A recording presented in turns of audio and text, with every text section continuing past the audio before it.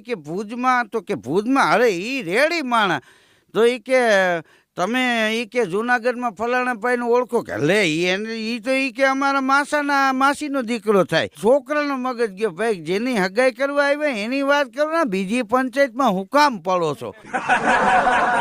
એક યુવાન વૈવિશાળ પરિચય મેળામાં ગયો અને સિલેક્ટ થઈ ગયો. પછી ટ્રસ્ટના પ્રમુખે એને ઓફિસમાં બોલાવ્યો કે તમે સિલેક્ટ થઈ ગયા છો, તમારો બાયોડેટા લખાવો. એટલે બાયોડેટા આખો લખાવ્યો. પછી કે તમારા અંગત 2 સગાના નામ લખાવો. અને ઓલાનો મગજ ગયો એ કે 2 અંગત સારા સગા હોય તો કાકા એ કે હું થોડો 45 વર્ષનો વાંઢો રહ્યો હોય અહીં.